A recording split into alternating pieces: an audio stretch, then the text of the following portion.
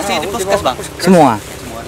Tapi katanya mobil minibus yang mengangkut satu keluarga akan berwisata ke Pantai Minangrua terperosok ke dalam jurang di Dusun Minangrua, Desa Kaliawi, Kecamatan Bakauheni, Lampung Selatan pada Selasa siang. Mobil rusak parah, sementara seluruh penumpangnya kemudian dievakuasi ke Rumah Sakit Umum Daerah Bob Bazar Kalianda, Lampung Selatan. lihat posisinya, Bang.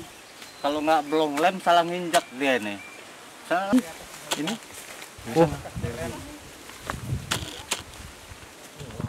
Menurut warga, kecelakaan ini diduga akibat mobil mengalami remblong. Mobil kehilangan kendali saat melintasi jalan tikungan menurun. Pada musibah ini, 2 orang meninggal dunia. Kedua korban yakni Supriyono, 58 tahun, pengemudi mobil, dan Komariah, 55 tahun. Keduanya warga Desa Bumi Agung, Tegineneng, Pesawaran. 3 penumpang lainnya mengalami luka ringan. 5 orang, kalau jumlah korbannya 5 orang. Yang kita tanya juga sama kawan yang di pos 1 itu memang baru pertama kali. Oh, baru di pos pertama. 1 udah diingatkan, Pak, udah ditanya dari mana, Tegineneng katanya. Hati-hati Pak, jalannya menurun dan menikung, kata yang jaga di pos 1. Udah dikasih imbauan sama petugas sana ya? Imbauan. Berani nggak Pak? Ditanya lagi, remnya bagus nggak? Bagus katanya kan gitu. Bagus. Makanya ya udah hati-hati Pak. Jalan lagi, begitu habis minum itu bapak itu narik apa sih, Rem tangan. rem tangan tuh kayak langsung jadi ngebut gitu loh bisnya, mobilnya. Terus bunyi mobilnya juga udah beda, kayak ngeden gitu. Habis itu jalan terus kan kanan kiri terjal pula, curah maksudnya. Kesini terus mobilnya oleng, bapak panik. Terus mau ke kanan malah ke kiri, terbang masuk jurang. Kecelakaan di jalan arah ke Pantai Minangrua, Bakauheni, Lampung Selatan sering terjadi. Jalan menuju pantai ini sempit dan banyak tikungan yang menurun serta menanjak terjal. Warga yang akan berwisata ke Pantai Minangrua, Lampung Selatan diimbau berhati-hati dan pastikan performa mesin dan fungsi rem kendaraan yang dibawanya baik. Ani Susanto melaporkan dari Lampung Selatan.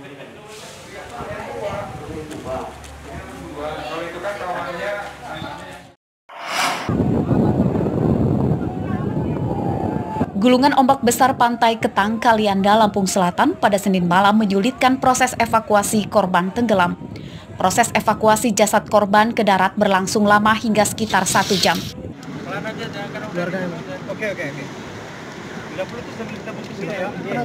Korban tenggelam itu bernama Dwi Santoso, berusia 19 tahun, warga Palas, Lampung Selatan. Korban tenggelam di Laut Ketang, Kalianda, Lampung Selatan pada hari Minggu lalu. Korban hilang akibat terseret ombak saat mandi di pantai bersama 7 temannya. Saat itu, teman-teman korban selamat.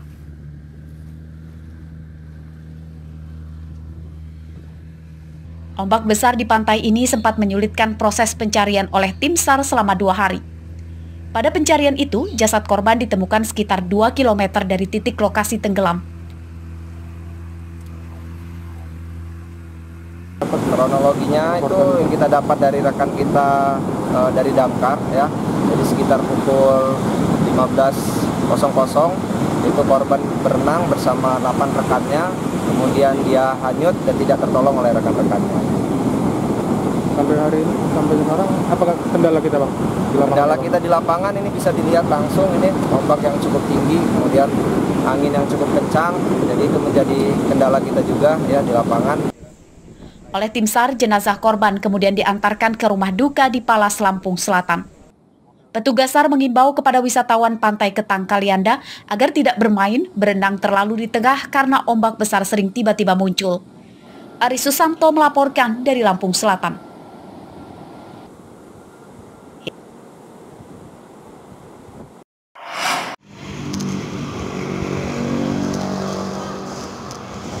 Inilah adegan mengerikan 2 pria yang sedang berkelahi menggunakan senjata tajam pada Selasa siang. Keduanya sama-sama terluka akibat terkena sabetan senjata tajam jenis pisau.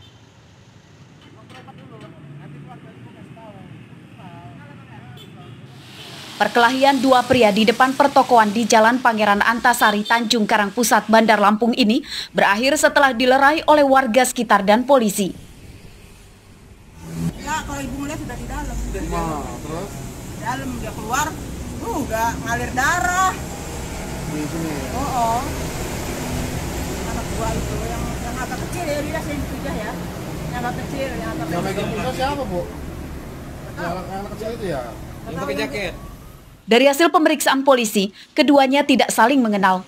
Perkelahian bermula saat Ferdiansyah menolak mobil pikapnya ditumpangi oleh Andrian karena merasa dihentikan secara paksa. Penolakan itu kemudian berakhir dengan cekcok mulut dan perkelahian. Jadi dua-duanya itu terluka semua itu? Iya, dua-duanya terluka semua kemudian dibawa ke RS Segera Husada. Jadi mereka nggak saling kenal ya Pak? Nggak saling kenal, jadi spontan aja. Ya mungkin tidak berkenan kali dari pihak supirnya untuk ditumpangi ya. Mungkin terjadi cekcok mulut. Oleh polisi, kedua korban yang terluka kemudian dievakuasi ke rumah sakit. Polisi masih mengupayakan keduanya berdamai. Robi Laste melaporkan dari Bandar Lampung.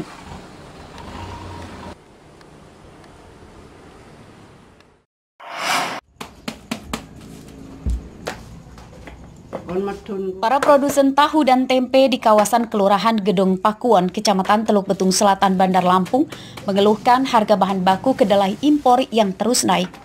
Jika kondisi itu terus terjadi, bukan tidak mungkin banyak usaha pembuatan tahu tempe akan gulung tikar.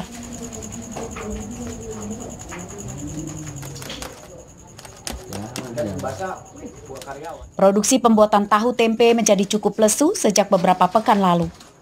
Pada Selasa siang, suasana pembuatan tempe di salah satu sentralnya terlihat sepi. Produsen terpaksa mengurangi karyawan karena biaya yang dikeluarkan tidak sesuai dengan penghasilan.